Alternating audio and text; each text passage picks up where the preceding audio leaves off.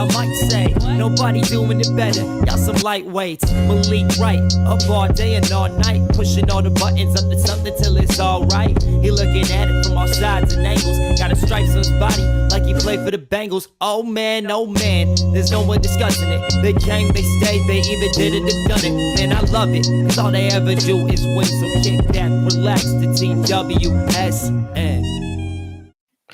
Thank you guys for joining me for another episode of the Sit Down with Malik Wright morning show. I'm your host, Malik Wright. This is presented by our company, The Right Way Sports Network. Got a jam-packed show, a lot of stuff to get into, a lot of stuff to talk about. But before we do, as always, make sure you guys do us a huge favor. Give this video a like, subscribe to the YouTube channel, turn on post notifications so you guys don't miss when we go live or upload content from the TWSN studios. I'm really jammed for this show. I'm really excited about the show. I'll be joined by a good friend of mine, NFL insider, Broncos reporter, Benjamin Allbright, as we'll be discussing Bo Nix and his future as the Broncos, quote unquote, franchise quarterback in the Broncos season in general. With that being said, let's jump right into it. First of all, yesterday's show was pretty good too as well. I was pretty excited to kind of talk things through with our guy Michael O'Hara and talk a little ball, get you guys all squared away with fantasy football. And we'll be doing the same. We'll be doing the same today, not with fantasy football necessarily, but also sports betting and getting you all geared up for Thursday night. But I do want to start talking about some of these rookie coaches in the league this year. You know, someone had asked me in a DM, they said, like, who do you think, right? Who do you think is going to be the best rookie coach? And I feel like the low-hanging fruit, the guy that everybody starts to clamor about is Raheem Morris out of Atlanta. And for good reason. I understand it. Very talented offense. We know he is a extremely talented defensive mind. But I feel like we're also neglecting some other coaches that could make a lot of strides. Gerard Mayo in New England, right? Is he going to be able to build upon the Bill Belichick legacy, right? What Bill Belichick sort of made into the Patriots way. Is he going to be able to add to that versus take away? Or is he going to rip it up and do something completely different? Well, I don't think that he'll do that, right? This is a guy that they said coming in was very much so like Bill Belichick. And that's sort of what got him into that job. He's younger, right? More vibrant. He's probably more relatable to the players nowadays. And maybe he brings new ideas and fresh perspectives. I think I really believe Gerard Mayo could, over time, really have like a DeMeco Ryans sort of rise for the New England Patriots. I don't think the Patriots will be down for too long, personally. But I want to keep it going. You know, I like Dave Canales, right? Panthers head coach. A lot of people were shocked when they made the hire. By a lot of people, I'm one of those people that were shocked that they made that hire. But this is a guy that was able to help revive the career of Baker Mayfield. This is a guy that you look at and you say, okay, what was missing from Bryce Young's game? And I think it was the ability to be comfortable. Now, you could chalk that up to the fact that he was a rookie. You could chalk that up to the fact that his offensive line was poor. You could chalk that up to the fact that the defensive coverages in the NFL are drastically different from the college game. You could chalk it up to so many different things. But I think that when the Carolina Panthers brought Dave Canales in, they had the thought process that if that guy could fix Baker Mayfield, he can correct our young quarterback, our guy, in Bryce Young. I know a lot of people aren't fans of Bryce Young, right? To me, being a University of Alabama guy, when I watched Bryce Young, I saw a guy that was worldly talented. He had so much talent. But sometimes he was a little gun shy. Sometimes it felt like he was a little more timid to use his legs. Bryce Young is really talented. There's a reason why he went first overall. And I know there are CJ Stroud truthers out there that people say, no, he's not better than Bryce Young. I don't think it's just that easy. Nor do I think that's fair to Bryce Young. I think situation matters so much where you end up. And I think that's where when you have a guy like Dave Canales who's going to sort of allow Bryce Young, hopefully, to be Bryce Young, but also bring that confidence out of him, I think it could do a lot for him. But I want to keep it going with some more rookie coaches because there are certainly some guys again that I would say that we're not talking maybe enough about. But the Dave Canales hire for me was one where I feel like it went under the radar. I felt like people didn't know what to expect. And I think that, like, it's going to be one of those things where I think he'll shock a lot of people. I love the Mike McDonald hire out of Seattle. Love the Mike McDonald hire out of Seattle. A little bit different from what they had before, right? This is a defensive minded guy who was able to really uh, restore that defensive identity for the Baltimore Ravens, right? Coming from Michigan. I listen. I think Mike McDonald for the Seattle Seahawks is gonna be one of those things where they're always gonna be one of those gritty, grimy teams that are always gonna be in there. But they're going through a little bit of a culture shift, I believe. You go from Pete Carroll, who is probably the oldest but most energetic coach in the NFL, to Mike McDonald, who seems to be all about business. Man, I'm excited to see what he does. But I want to keep the conversation going. Let's talk about my guy, Jim Harbaugh. Jim Harbaugh with the Chargers. He by far is my favorite coaching hire. He was my favorite coaching hire. I couldn't wait for the day that he came back to the NFL because I genuinely believe in my core that Harbaugh is one of the better coaches of the modern day era of football. I really believe that. Everywhere the guy has gone, he's won. You could feel how you feel, right? You could feel how you feel about it. But I feel like Harbaugh has proved no matter what situation you put me in, I'm going to succeed. We saw him do it at Stanford. We saw him do it in the NFL, right? This is a guy that fell out of favor with the 49ers because he wanted to win so much. And maybe he was a rough personality to deal with. It's okay. I'll never fault the coach for wanting to win too much. And you want to talk about a guy that can establish culture, can establish a winning culture? Man, he could do it. And to be honest with you, I think it's so huge for Justin Herbert's career. Justin Herbert needed that type of a coach. He needs that style of coach, right? He needs a guy that can believe in him, right? That also has the experience of building a winning culture and doing so effectively. So, yeah, I'm a huge fan of Harbaugh. Antonio Pierce for the Raiders, I felt like he coached himself into the job that he has right now.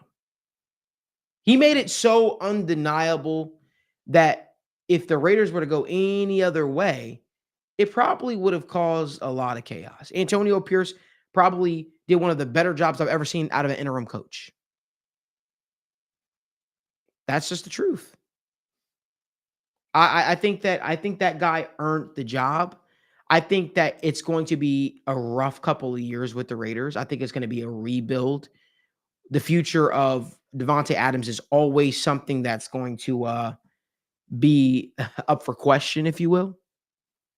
But I think when you look at it, I think Antonio Pierce is the man to probably help with this rebuild and keep that Raiders culture, that high intensity, and really put out a competitive team. Not necessarily a winner, not a team that you are going to write home about, not a team that you think could even make a playoff push. I really believe in my heart Antonio Pierce was the best man for the Raiders job and probably, quite be honest with you, the only man. But there's some other hires that people aren't talking about right enough. Brian Callahan came from Cincinnati. He is now the head coach of the Tennessee Titans. What is that going to look like? Well, I'll tell you one thing that I love that he did. He took his father from Cleveland, brought him over with him. And now he's expected to really get this career of Will Levis on the right track, and really build something special in Tennessee.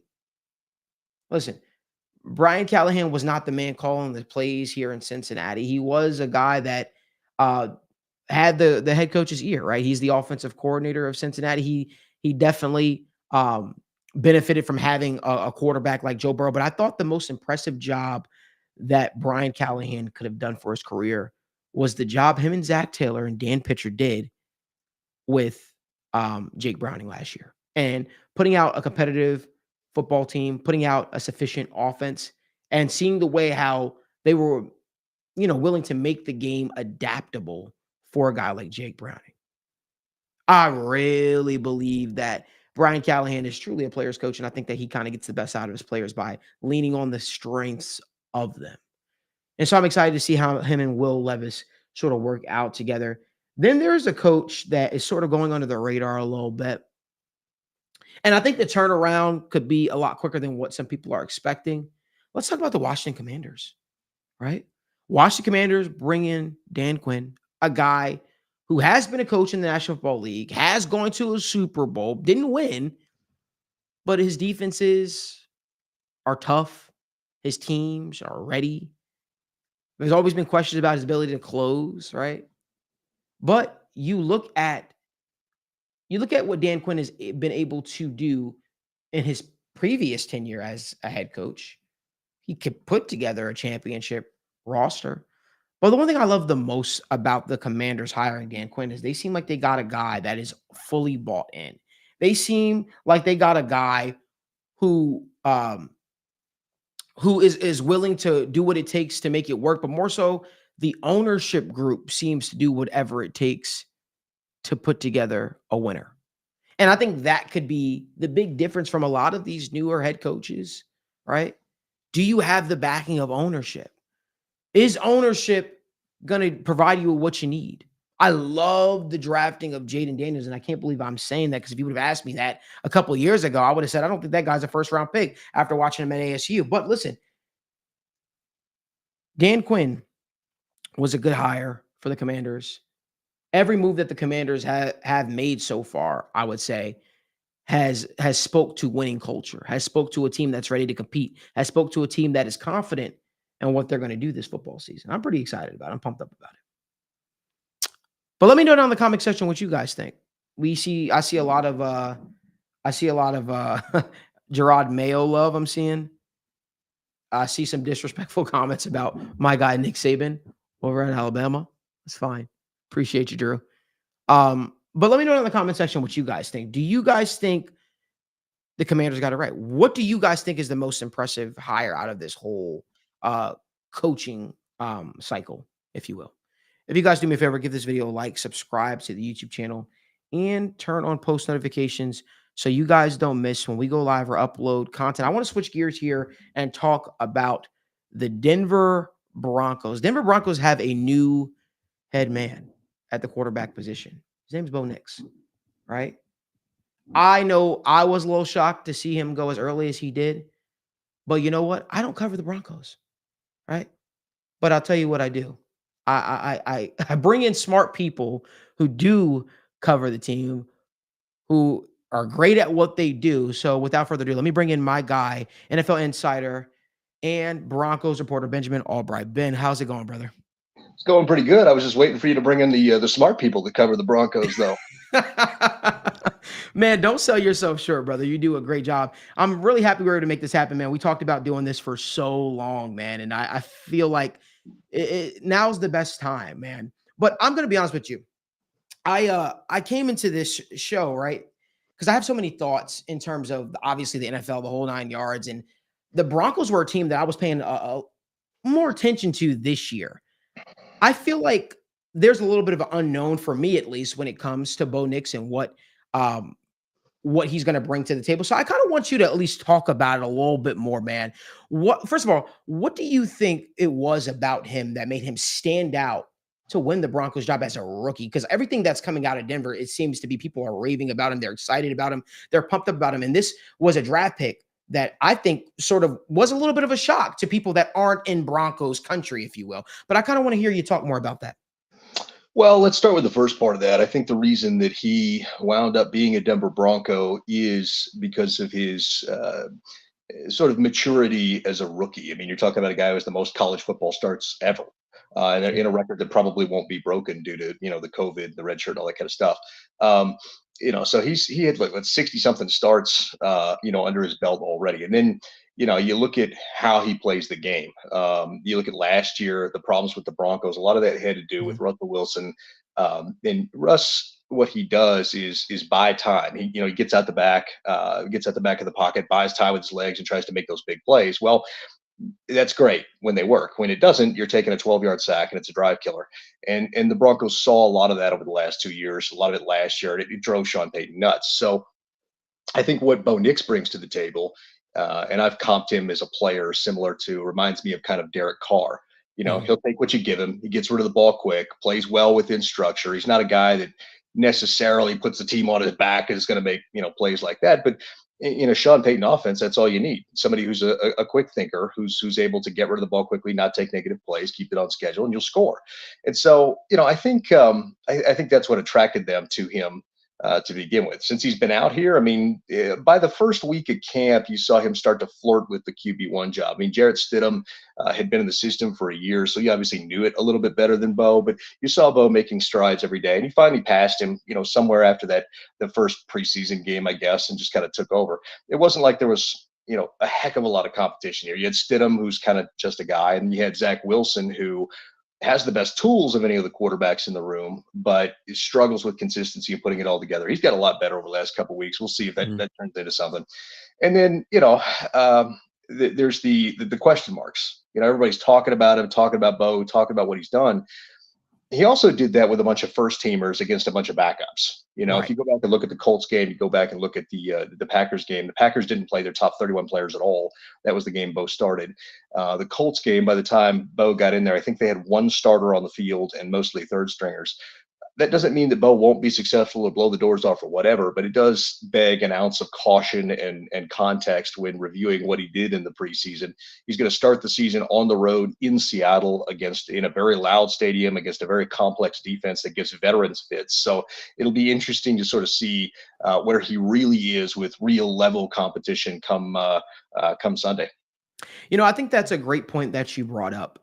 When you look at the Broncos schedule, man, I mean, for a rookie quarterback to start his NFL career off, he's going against some tough defenses. You got the Seattle Seahawks, who you just talked about, obviously brought in Mike McDonald as their head coach, known for being his defensive prowess and the great job he did over in Baltimore. Then you got the Pittsburgh Steelers, then you got the Buccaneers, and then you got the Jets. So I think that Broncos fans alike are going to sort of, I guess, figure out what they have, at least this season, and Bo Nix very quickly. But I also think it's a benefit for him because right there alone, he's going up against some of the toughest defenses in the NFL. And I think if he shows promise, that is something to be excited about. That's something that they can build upon. So I guess the next question I wanted to ask you is, when you draft a rookie quarterback, the fans are excited. The fan base is pumped up. They're ready to go. They're rearing to go. They're saying, "Hey, that's our guy. We're going to do something special this year." But I also realize, right, you guys are in the AFC West. The Chiefs have literally dominated that division. The Chargers bring in Harbaugh, who has been a winner everywhere he's gone. What does a successful season look like for the Denver Broncos in your eyes? I think it's a season in which Bo Nix is the future. I think you're setting the table for him at this point. I don't think you put any pressure on yourselves by worrying about playoffs and all that kind of stuff. I mean, internally there is some higher optimism with the Broncos than there is with maybe the national pundits. But I think for this season with this quarterback and everything else, you're setting the table for the future. This is a year to make sure he's your guy. You're still dealing with the largest part of the Russell Wilson dead cap portion of that contract. Next year, you'll get a little relief on that, so you'll be able to, spend a little money in free agency. So I think if you look at this thing and you say, okay, let's see what we've got and where we need to push all in, for his window starting next year. I think that's success. I mean, you just mentioned the first quarter of the season, they're up against a murderer's row of defense, and 3 of those are away games. Yeah. The only game they get at home there is the Steelers. You're playing the Seahawks, the Jets, and the Bucks all on the road. So odds are pretty good. You're going to start in a little bit of a hole as a team. So I think you're trying to set the table for years 2 through 4 of Bo Nix, and see if you can snag a Super Bowl out of that. So successful for me is figuring out if Bo is the guy, and if he is, figuring out where you're deficient and where you can spend a little bit of that cap relief that you're going to get. I mean, you're still carrying a large portion of the Russell Wilson deal next year as well, Right. but you get some relief and the cap's going to go up, and that'll help. So figuring out next year where you can spend that money, you've got to re-sign Pat Surtain. So that's one thing that's Major. So, figuring out where the holes are and how you're going to fill them. I agree with you, my man. And again, I'm joined with NFL insider Broncos reporter Benjamin Albright. I don't even got to tell you guys to follow him. You're probably already following him. Unfollow me at Albright NFL. It's a dumpster fire. I wouldn't follow me. 100% follow my guy, man. There's a running back that you were raving about a little bit throughout, I guess, Broncos training camp. And my guy, Michael O'Hara, he told me to come on here when I spoke with you to say to you, thank you for making the hype about him real. And Jaleel McLaughlin, this is a guy that carved out a role for himself with the Broncos. He unseated, veteran back Samaje Perine. What does he bring to the Broncos backfield? Well, he's got a third gear that the other two main backs don't have. Three, if you would have counted Samaje, don't have. He's got a third gear none of those guys have. An elite long speed. Javonte Williams will be the first running back in this and the primary running back in this committee. But if you go back and look at the history of Sean Payton backfields, it usually is a committee. But the guys who have an explosive ability like Jaleel tend to work their way in and be fantasy relevant. He's going to have, I think, a 10 to 12 touch target, kind of a game role. I think he'll be used similar to the way Darren Sproles was used by Sean Payton. And if you're familiar with that, you'll kind of understand. The one knock on Jaleel is he's undersized. And so when he's in there, you know what they're doing. The ball, he's either getting the ball in a handoff, he's going in a route or whatever, but they're not pass protecting with him. It sort of reminds you of when Phil Lindsay was back there for the Broncos. It's not really, you're not setting him up for success if you're trying to use him in pass pro too often. So I think he may get a limited number of reps, but you'll see him being used in those reps more often. The third back in this equation is Audric Estime. He'll remind you more of Latavius Murray, if you remember those backfields. Oh, yeah. Power guy, early down back, short yardage guy, that kind of stuff, lacks that third gear.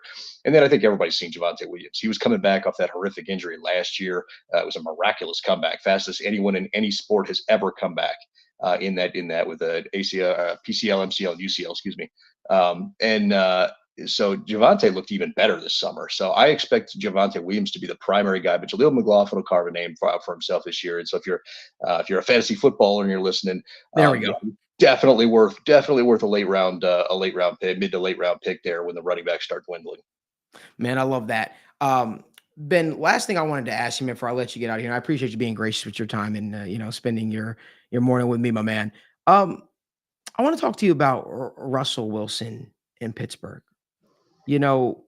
Russ is attempting to revive his career in Pitt, and I've seen what it looked like the last few seasons, obviously. But am I crazy to think that Pittsburgh is probably maybe the best landing spot, the most ideal landing spot for him because of their play style? Obviously, we don't know what Arthur is going to necessarily call or how the offensive scheme might change a little bit, but I know that they're one of the best zone running teams he's one of the best zone running coaches as is. And what does Najee Harris do best, right? And then you look at Russell Wilson, you play that off, you marry his play action game off with some of the receivers that they have. I think they could be a little more talented at the receiver position personally. But do you think Russell Wilson can revive his career in Pittsburgh? Well, I think he has to. I don't think there's going to be too many other options if that doesn't work. Yeah. The people that I talked to up there said that quarterback competition with Justin Fields was manufactured. It was Russ's job. He clearly won it, all that kind of stuff. And that's talking to people with the team, not me. Right.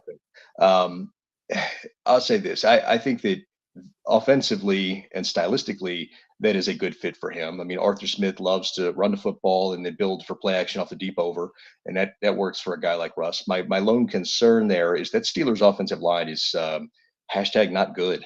You look at the right tackle position, it's bad. You look at the center position, they had an injury. And the way to beat Russell Wilson, as I've observed over the last 2 years, is sugar those A-gaps. If you double up the A-gaps and bring the pressure up the middle, he struggles. He loves getting out the back door, out the kitchen. But he's at his best when he can see the edge rush and then get out the back door and go the other direction, and work his way to buy time and get a deep ball off. You've got to have good scramble rule drills. Your receivers, after the play breaks down, have got to know, hey, I've got to get vertical, or I've got to, do this, come back across and get a Russ's field of vision. In Russ's first year in Denver, they didn't have that.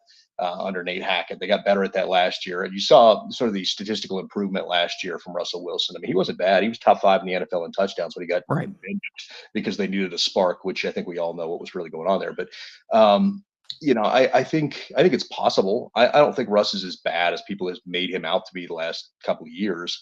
That said, there's a formula now. There is a specific formula out there for dealing with Russell Wilson. And so the Steelers are going to have to find a way to fortify and make sure that offensive line can hold, because he is one of the guys that holds onto the ball the longest, trying to make the play. I tend to believe Pittsburgh will be pretty successful. It'll be interesting to see Russ come back to Denver week 2 against the Broncos with those same Steelers. Got a lot of storyline there. So, Oh yeah, I can't wait for that. We'll get I have a feeling that game will get a lot of run in week 2. So we'll see. I think he can. I don't think Russ is I don't think he's as bad as everyone's made him out to be, but the formula is out there and he's going to have to find ways to counterpunch that. I agree, my man. Again, joined by NFL insider, Broncos reporter, my good friend Benjamin Albright. Ben, I appreciate you for joining the show, man. We got to have you back on here soon, man. Yeah, for you anytime, brother. Anytime. I appreciate you, my man. Hopefully we can hit on some UFC stuff soon, but I'll see you, brother. Let's do it. Yes, sir, man. Again, I want to thank my guy, Benjamin Albright, for joining me on the show today. That was awesome to get his perspective. Truly no one better in the business than Ben. A huge fan of him. But again, yeah, I want to give my opinion on Russell Wilson. I'm excited for the guy. I'm excited for Russell Wilson. I'm excited for him to get this opportunity because I agree with Ben. I don't think that there's too many more opportunities that make a lot of sense for a guy like Russell Wilson. I think that the Pittsburgh Steelers are an ideal landing spot for his play style. It's always very reminiscent of his days in Seattle. I mean, early days in Seattle. You're going to have a strong defense, and hopefully you rely on the running game enough. You marry that together with the play action. That makes life a lot easier for a guy like Russell Wilson. The issue becomes, like Ben said, that offensive line and also realizing who you are. I think realizing who you are as a player is so important. And once you realize that, you allow yourself to have less issues, if you will. I think that Russell Wilson, where he clamored to be the guy in Seattle and really put the team on his back, realized that maybe, hey, the team doesn't work the best when I have to be the focal point. Maybe the team works best when we have a strong running game put together with a sufficient defense that makes life a little bit more easier for me. I don't know the answer to that, but I do know that Russell Wilson, he couldn't have landed in a more ideal situation than the one he landed in Pittsburgh. I want to thank you guys again for spending your mornings with me on the Sit Down Malik Wright morning show presented by the Right Way Sports Network. If you guys can do us a favor, give this video a like, subscribe to the channel, and turn on post notifications so you guys don't miss when we go live. Remember, we are live every single day, every single morning, except for Wednesday morning. So you got Monday, Tuesday, Thursday, and Friday, 10 a.m. to 11:30 a.m. Eastern time. On this show, we'll take you through everything. I'm talking about NFL, UFC, NBA when we're back in season, all the major headlines surrounding sports, and we'll be getting you going for your bets, your favorite bets. That is what we do on this show. So appreciate you guys spending your mornings with me. I know it's not easy to do, especially for you working folks out there. So I appreciate you guys spending your mornings with me. But yeah, I think that's where I stand necessarily on the Russell Wilson front. I think I want to transition over to the UFC. I was transitioning over to the UFC. So the UFC has a card, right, called the UFC Sphere card. It's the one happening September 14th. It's going to be Sean O'Malley taking on Merab Dvalishvili. And let me say this right now. The card as it currently stands is meh at best. To me, there's a lot more the UFC could have done, to be quite honest with you, regarding this card. And they're building this card up as a once-in-a-lifetime event, a huge event, a can't-miss event.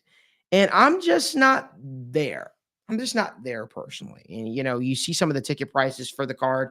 It's pretty crazy. You know, I love the Diego Lopez versus Brian Ortega fight. Love that fight. Um, if it wasn't for Alexa Grasso defending her championship against Valentina Shevchenko, that should be the co-main event. Listen, this card is very underwhelming, extremely underwhelming. And for a guy that was looking, I was like, hey man, when they first made this card, maybe I'll make a trip to Vegas for that card.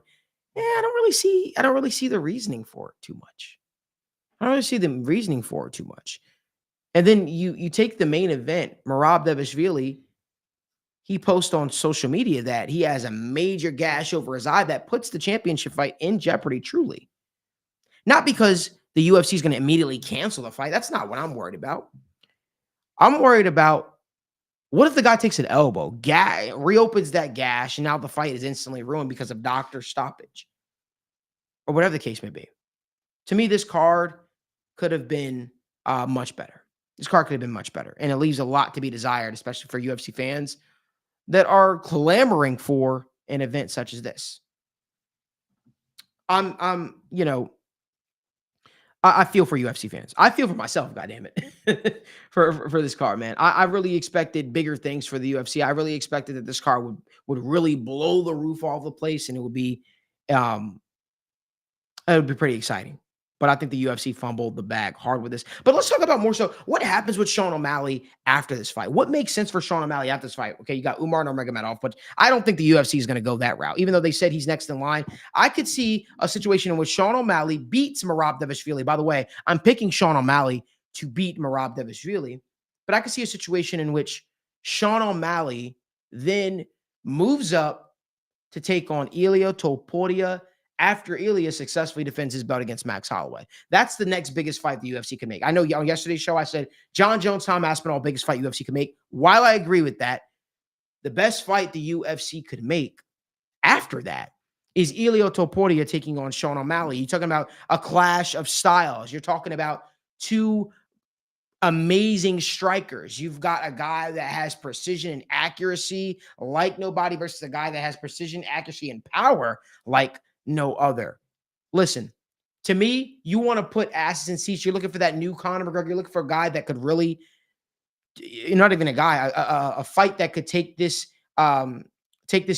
year over the moon for UFC. It's Sean O'Malley versus Ilia Topuria. But both of these guys have business to take care of in their own division. But that's what I see in Sean O'Malley's future. And it sucks for a guy like Merab Dvalishvili. But here's what I'm willing to bet. Here's what I think is going to happen, Daniel, Marissa. Here's what I think is going to happen.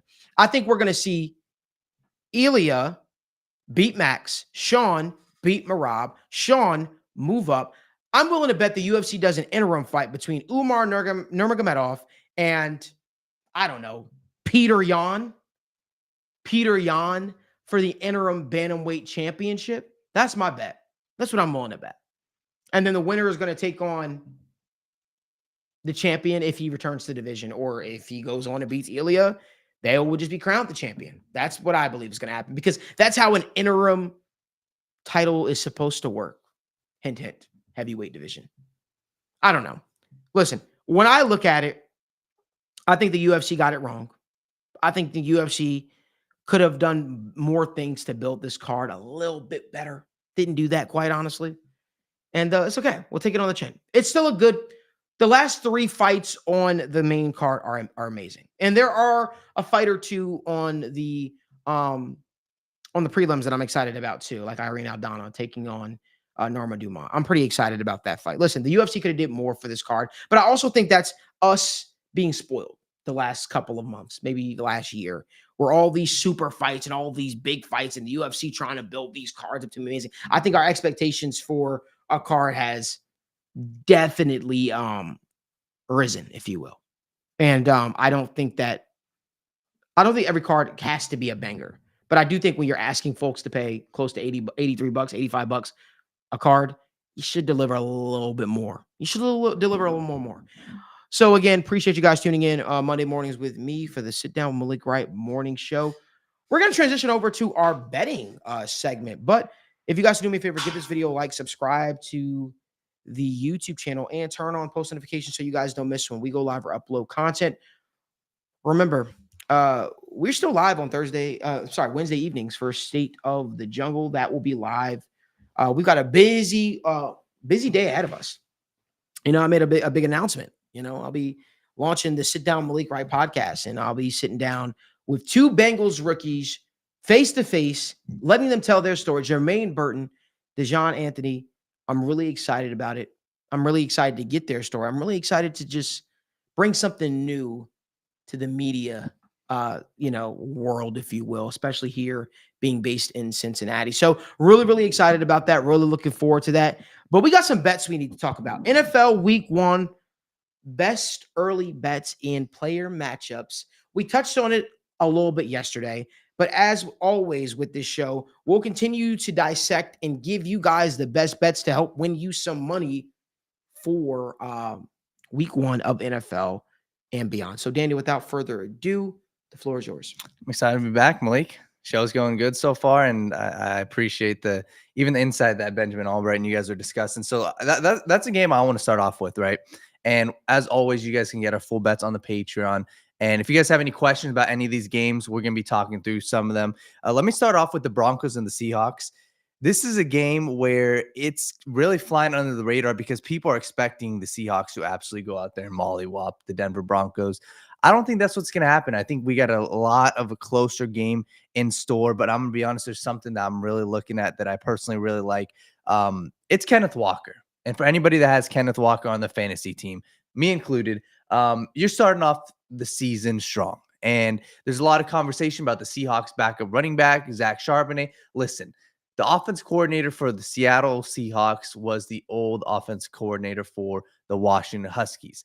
And the way they run their offense is high flying. It is a fast-paced offense, but there's a dude who tends to get a lot of touchdowns, and it is the running back. So I'm looking at Kenneth Walker. For those of you who are into player props, Kenneth Walker over rushing yards as well as his touchdown prop. I wouldn't be surprised if he goes out there and gets a touchdown in the first half. But I'm looking at him. This is something that's super consistent. It was super consistent last year, and it's minus 115. Give me Kenneth Walker to score a touchdown. We got another prop that I really like. I'm going to go to the Texans game. The Texans versus Colts. We touched on this game yesterday a little bit. There's a guy by the name of Tank Dell.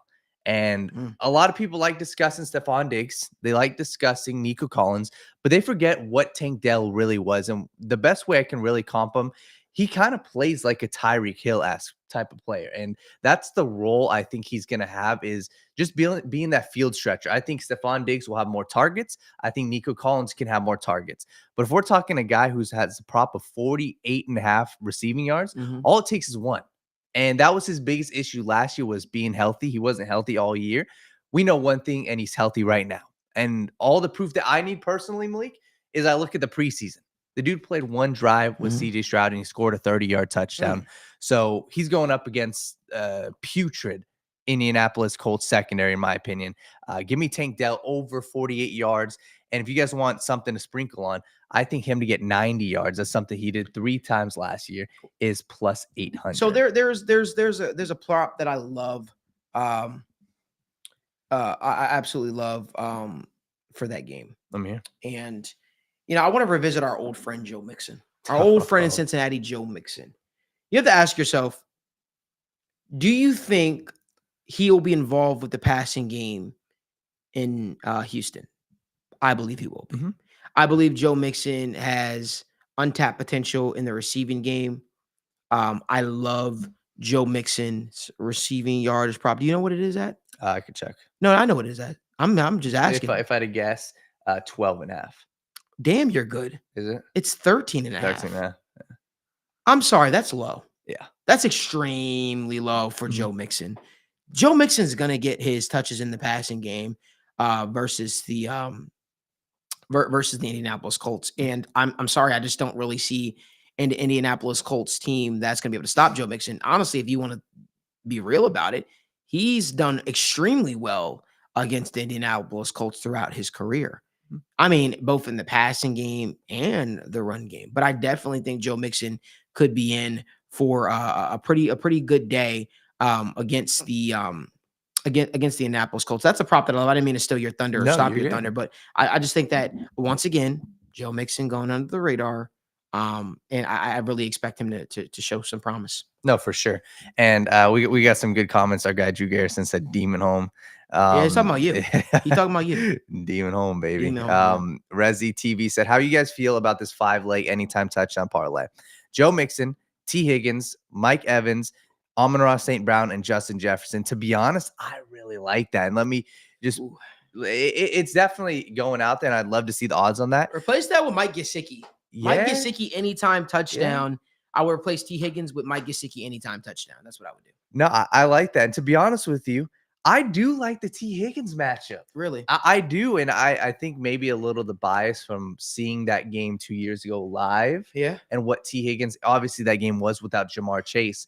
But what T. Higgins did to that secondary, we saw at least 2 to 3 50-50 balls that dude, let's say, absolutely cooked the cornerbacks. But Justin Jefferson, I'll get to one of my props. I love him to score a touchdown. Nobody else is going to score on the Vikings. Nope. Amon-Ra St. Brown, that's another game. The Rams secondary is going through a lot of issues. Mike Evans, we discussed that yesterday. Love it. And Joe Mixon. Joe Mixon's another one that I can see maybe being a little issue if they're passing it a ton, but I wouldn't be shocked if they go down and they get at least three chances at the red zone within the 5-yard line. Plus 6,000 basically for that parlay. I like it. But let me go to that one game, the Minnesota Vikings versus the New York Giants. I love this game from a purely props perspective, and I'm looking at a guy, Malik Neighbors, and I went back and looked at some of the rookie wide receivers that were drafted in the top 5. Every single rookie wide receiver within the past 4 years that were drafted in the top 10 hit this prop. And I understand you got Daniel Jones. I completely understand that. And I am personally, I'm way lower in the Giants than most people are. I think they finished with 3 to 4 wins. But that's not going to say that Malik Neighbors isn't a talented guy. And I truly think the dude could go out and get 12 targets. Look at the preseason game. The dude in 2 drives had 5 targets from Daniel Jones. Who else is he going to throw it to? So I look at Malik Neighbors. His line for me, this line is way too low. What are they going to do? Run it with Devin Singletary? Singletary may get 11 and 12 carries, but in week 1, I need something that I can rest my head on and I can be okay. I can sleep good with this. And this is a prop. Malik Neighbors, I know he's going to get the targets, and I know he's a damn talented player. And I know he's going to play at least 80% of the snaps if he's healthy week 1. So give me Malik Neighbors over 60 yards. That's plus 100. That's hands down, Malik, what I'm looking at. That's one of my favorite props for the week. Man, I like that. And, it brings me back to our guy, Michael Hara, TWSN fantasy football analyst said. He said, he really expects Malik Neighbors to dominate in the target share this year. He expects Malik Neighbors to even break the rookie record in terms of targets. He's really high on him. He believes that that'll be Daniel Jones' guy. I think durability will be a thing, right? And just the consistency in the offense, if they're going to be able to protect Daniel Jones. And then if they're able to protect Daniel Jones to even, a fraction of better what they did last season, I definitely think it's a thing where you can see Malik Neighbors sort of supplant himself as the guy, as the main guy. But let's get to some more games, Daniel, some more props that you like. Yeah, so let me just go. One of our guys, Jacob, was asking, what are we saying for Chiefs versus Ravens? This is a great game to open up the NFL season. And there are definitely some props I like. An easy one, obviously, this is not great odds, but Isaiah Likely to get 2 receptions is minus 170. And the reason why I like that right now, Mark Andrews, I believe he was involved. Like he's healthy and he's fine. He's most likely going to play for this game. But I believe he was involved in a car accident. There was undisclosed reasons why he wasn't practicing recently.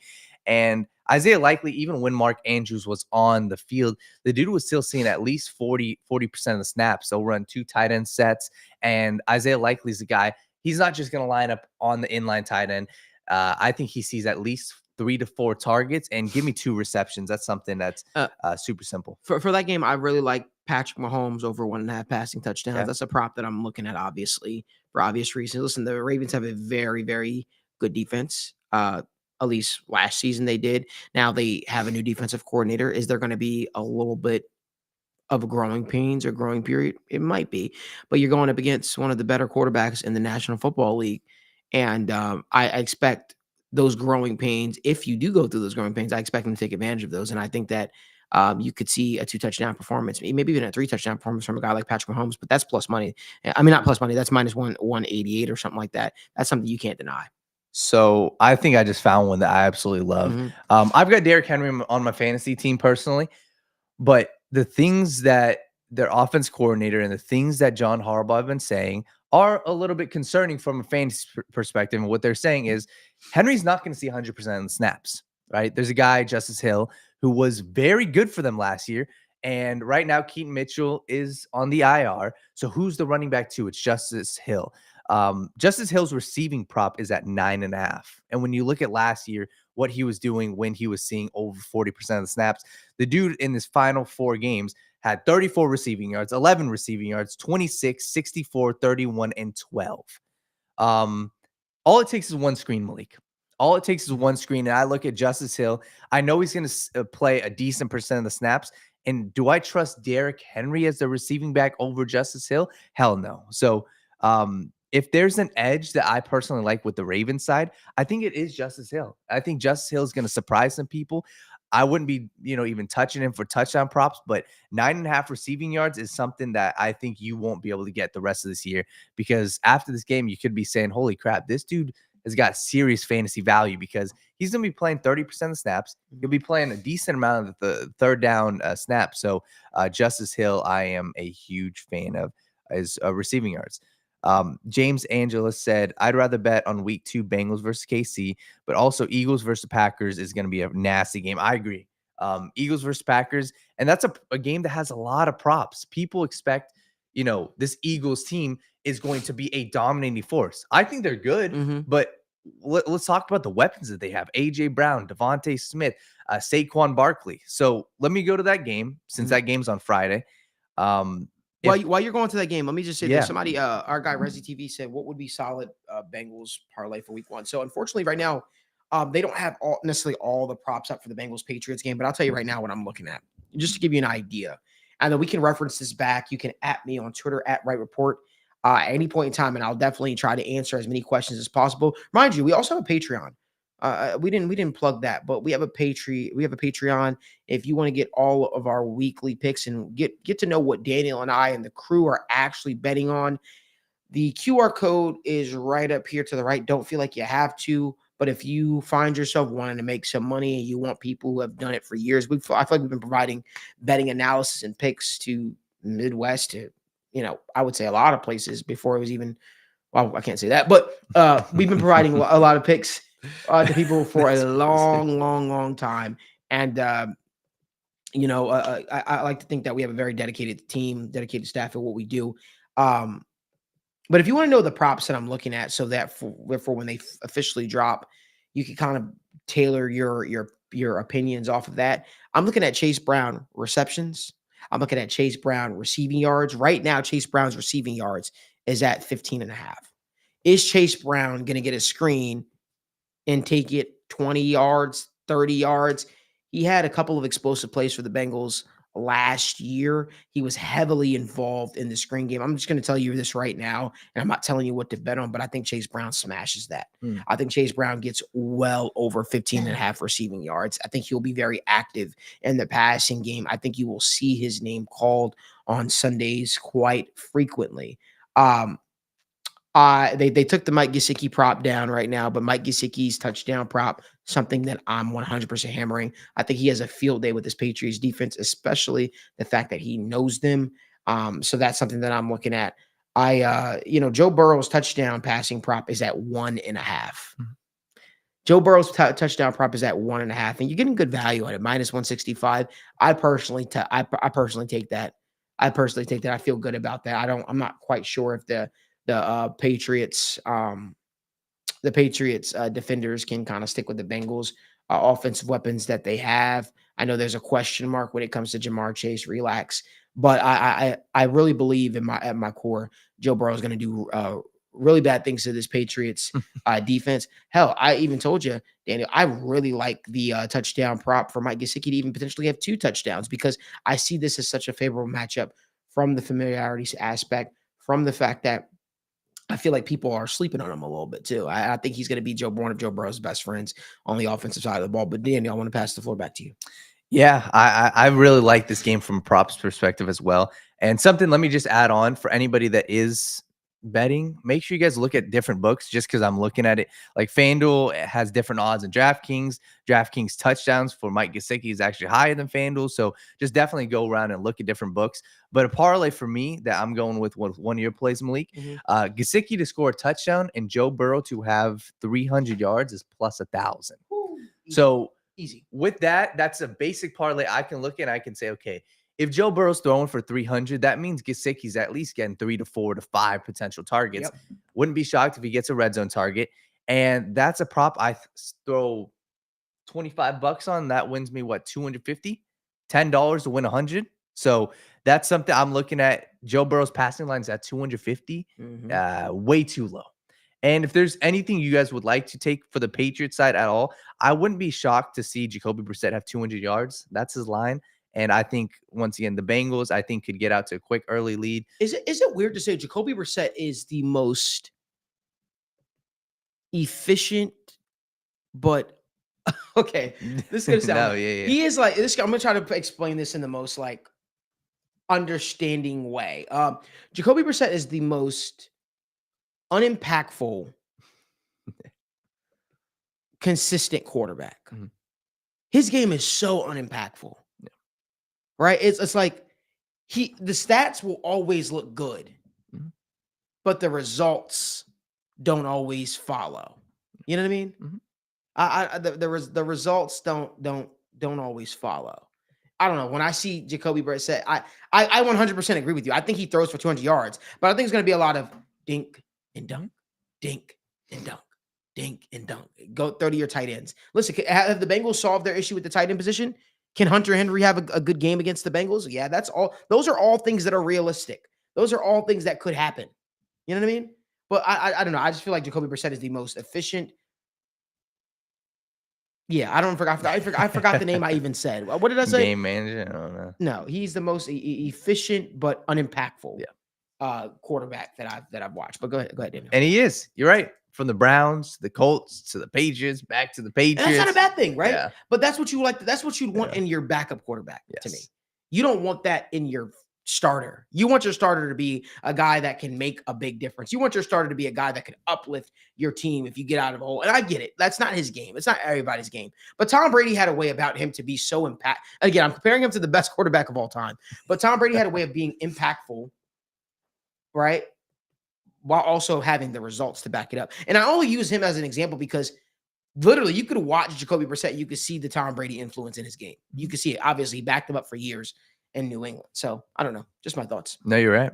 And that's why I wouldn't be shocked. And these are the games that I think there's a lot of value in. I look at Jacoby Brissett, and I would look at exactly what you're saying. Look at the dink and dunks. And if you are taking anything on the Patriots side, I would be looking at Jacoby Brissett passing yards. I'd be looking at Jacoby Brissett completions because we know it's going to be quick, dink and dunk. I'd also be looking at probably my favorite guy on that team is Demario Douglas. And for those of you who are Bengals fans, that's a name you guys need to know for this upcoming game because he's the only true playmaker I see on the Patriots. I think Ramondre Stevenson is okay. I think he's good.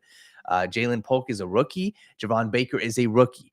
Demario Douglas is a guy. If there's anybody on the Patriots offense, Malik, and I'm saying this now before the game happens, if there's anybody that's going to give the Bengals trouble, similar to what the Saints did with Rashid Shaheed when, in New Orleans, when he did that end around, I truly believe it's Demario Douglas. And if there's anything that you guys want to potentially play, I think he's the guy that could potentially have a big game. And his line is at 30.5 yards. So Demario Douglas is anything if you guys want for that game. Friday night, let me just discuss one more, and then Malik, you can stop me whenever. But the Packers, I have no problem with that. Exactly. Packers versus Eagles is a game that I love for props. Number one I'm looking at is Devontae Smith. And this kind of goes along the same lines of what my philosophy is for week one. Go with players that are going to get a huge target share. Go with players that I know are talented, and that's Devontae Smith. And the reason why I love his reception so much at 4.5 is because of who his offense coordinator is. It's Kellen Moore. And something that Kellen Moore has done time and time and time again is he peppers his slot receivers. A.J. Brown is a talented outside wide receiver, and they even move him in the slot at times. But look at what Keenan Allen did many times last year. Keenan Allen, I look at the Minnesota Vikings game where the dude had 15 receptions, I think 200-something yards last year. Keenan Allen was one of the best receivers in all of football, and that's because of his offensive coordinator as well. Go back 2 years ago, CeeDee Lamb. Look at when his career really started taking off. It's because they unlocked target CeeDee Lamb in the slot. So to put it simply, I like Jair Alexander. I like Eric Stokes. Where do those guys not play in the slot? So Devontae Smith over 4.5 receptions. I also wouldn't be mad about taking his receiving yards as well, but that's definitely my favorite prop for that game. And overall, Malik, to be honest with you, I like the Packers +3 in that game against the Eagles. It's a neutral site game, and if there's anything I'm looking at, give me the team. I think they're on the same wavelength of pure talent-wise, because the Eagles lost Jason Kelsey. The Eagles have issues in the secondary. The Eagles have issues at their linebacking position. So I think the Packers could go out there and really shock some people, and give me +3 for the Packers as a lean. It's not my favorite play, but if you guys are betting Friday night, Packers versus Eagles, Devontae Smith is the guy I absolutely love, and I do really, really, really like the Packers at +3. If there's a couple other games I could touch on really quickly. Yesterday we discussed Tennessee Titans and the Tennessee Titans versus the Chicago Bears. That's a game I love. The line's already moving down. The Titans are now +150 at 55, I believe. So the Tennessee Titans are easily my favorite team of the slate. Give me their money line. But there's a game I love, and it's the Pittsburgh Steelers versus the Atlanta Falcons. You guys were just discussing that, Malik, with Benjamin Allbright talking about Russell Wilson. And I think there's actually some serious value to get on Russell Wilson. And in my opinion, it is Russell Wilson throwing an interception. And the reason why I'm going with that is I don't trust his receivers. I think he's going to be a dink and dunk guy. But I think the line is really, really skewed to predicting a Falcons team that doesn't have a great defense. I think they do. I think that they have a very damn good defense. I look at Jesse Bates, who they have as their safety. I look at they added Justin Simmons. I look at they added Matt Judon. And people forget one of the best defense tackles in the NFL is Grady Jarrett. I think that they have great defensive line pressure. David Onyemata, who came over from the Saints, is older. I think that Russell Wilson, I'm looking at him to throw an interception is currently plus money. And you are kind of playing with fire. But to be honest with you, I think the first half they go dink and dunk. And if the Falcons take a quick lead, I wouldn't be shocked if Russell Wilson throws an interception. Man, Daniel's cooking. Daniel's cooking, man. Listen, that's all the time that we have for today on the Sit Down Malik Wright Morning Show. We appreciate you guys for spending your morning with us. We'll be back Thursday morning and Friday morning as we get you all geared up for Thursday Night Football, Chiefs, Ravens, and the Friday Night Football game. We'll also be back tomorrow evening at 7 p.m. Eastern time for State of the Jungle. And we also have something, I think, pretty big dropping this week as well here on the YouTube channel. So again, we appreciate you guys for spending your mornings with us. Make sure you guys give this video a like, subscribe to the YouTube channel, and turn on post notifications. Special thanks to Benjamin Albright, good friend of mine, for joining the show today. Thanks to Daniel. Thanks to the producer, Marissa. We appreciate y'all for spending your mornings with us, and we hope to see you. We hope to see you Thursday morning, 10 a.m. for another episode of the Sit Down with Malik Wright morning show presented by TWSN. Hope you guys enjoy the rest of your day. Appreciate you.